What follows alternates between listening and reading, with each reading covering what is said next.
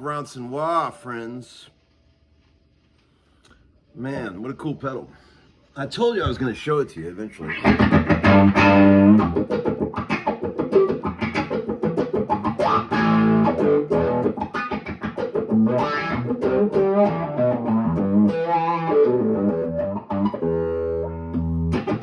y'all doing? Just checking in real quick. Just a couple things to show you. I wanted to say some thank yous, and I wanted to tell you that there's 2 days left of the discount price on the course, friends.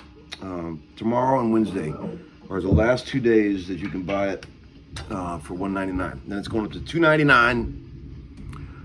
And you hear that storm out there? Damn, it's thundering and dark clouds rolling in. Nashville weather.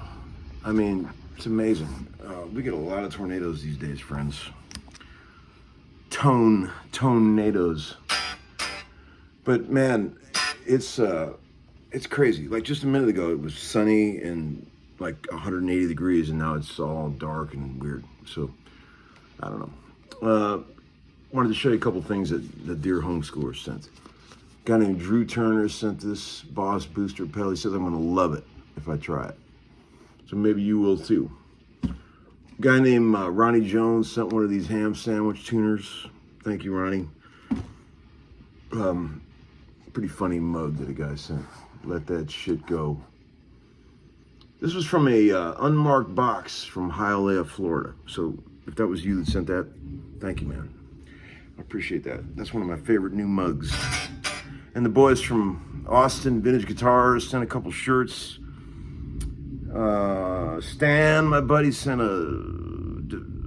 diffuser thing to put a nice scent in your house with the scented oils. I'm all gifted up. I got some String Joy strings from, who sent these? Who sent these?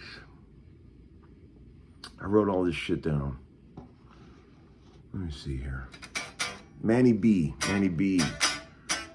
But yeah, thanks if you guys sent something. I really appreciate it, man. You don't have to do that. I got plenty of stuff to put on the shelves, so you don't need to send old Larry gifts. He's doing this out of the goodness of his heart. Wants to teach you guys some guitar, show you some old Firebirds. There's an old Ember Red 1965 Firebird 1. You guys remember this one? Sweet old guitar. So Drew says, at the Guitar House, Drew said that the shirts are selling like hotcakes, friends. The new Maximum Larry shirts. So I'll put a link for those if you want to check one out. What else? Of course, the shirts, the thank yous. The wah. What else did I write down? Anything? Oh, the pickguard. Remember that old chopped up 68 Tele bass that I got recently? That's just a total bastard. I found this cool old pickguard for it, and that just showed up. I'm gonna start working with that. I got a couple ideas about what I'm gonna do with that bass. A few people reached out and they wanted to buy it, but just let me have some fun for a minute with it. All right? Come on, guys. Let me have some fun with it. Let's see. Let me show you a cool lick and then I'll hang up. You guys can get back to your lives. Here's the thing. One of the things about these weirdo non-reverse Firebirds is the way the controls are laid out. The only thing about these guitars that sucks is the switch. It would be so much cooler if there was a regular Les Paul style switch right here. Instead, you got this little slider switch for the pickup, switch blows. As a matter of fact, I had one of these a while back that had a broken headstock. It was kind of a chopper, and I routed it for the switch right there, and it was the coolest thing ever. I think Greg Walton from XTS ended up with that guitar. That was a cool guitar. But this one's all not broken or anything, so I can't chop it, but I'd like to. But the way the controls are laid out is very strange. You go to the neck pickup, here's your volume right here for the neck pickup, and there's your tone. And then on the bridge pickup, your volume is right here, and the tone's right there. Isn't that weird? Pretty weird, man. They're amazing guitars. They play and sound amazing.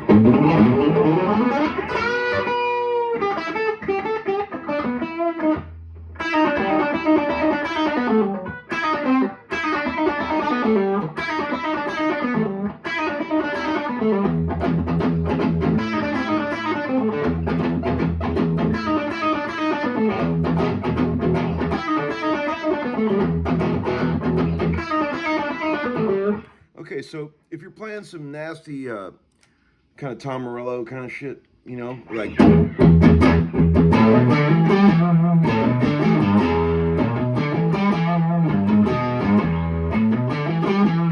I found that when I really want that to twang and sound really boingy, like I go to the neck pickup of any guitar I'm playing, and when I play those bass notes, I really knife them into the strings, like, and if you do that just right, it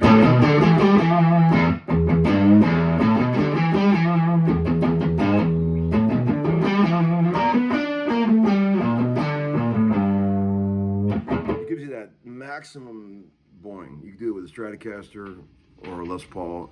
All of a sudden, you get the super twang when you do that. If you knife it just right.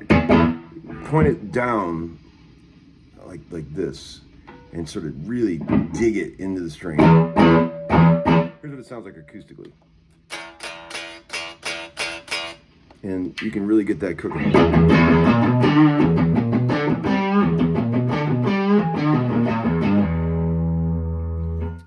And also, when you're doing that kind of shit in E, the coolest note is this flat 5. B flat.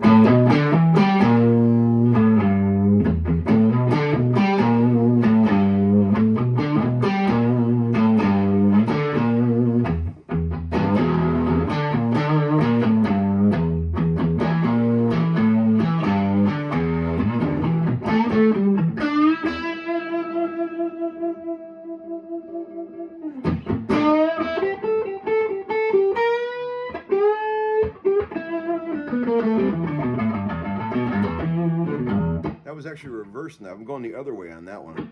Going angling to pick the other way and doing the same thing.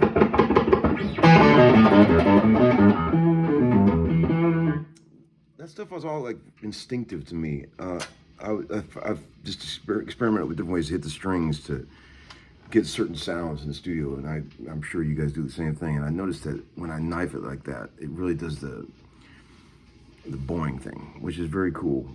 Like, you don't have to have a lot of distortion for that to be amazing. You know what I mean? Like a mildly distorted Marshall really sounds cool like that. What else? I think that's enough for today. I'll do a real episode when I'm in the mood. And I just want to tell you about the last 2 days of the course. So if you're planning on buying it, you're on the fence, this is your last 2 days. I did get a sweet email today from a guy. I cannot remember his name, and I wish I had my other phone that I could read it to you. It was a very moving email. The guy said that he has a dear buddy he's in a band with, and the guy's a good guitar player, and he was sort of on the fence about buying the course or not. He wanted it, but he didn't want to pay for it. And then his buddy bought it for him as a gift. And in the first day he had it, the guy called him up and said, "Dude, this is life-changing. I'm so glad you bought this for me because I wasn't going to do it on my own." And he said that he's learned so much from it just already in the first couple of days that it's like changed his life. And you know, it's weird for me to say that you know, that something that I'm teaching might change your life. But man, all I do know is that I put a lot of time and effort into it, try to make it really cool for you guys and try to make it worth your money if you did want to take the plunge on it. So I don't think you'll be disappointed with what's in there. And I'll put the link for the site if you want to check it out. And that's it. That's it for tonight. Practice your low E rock riffs. I'll see y'all later. Bye-bye.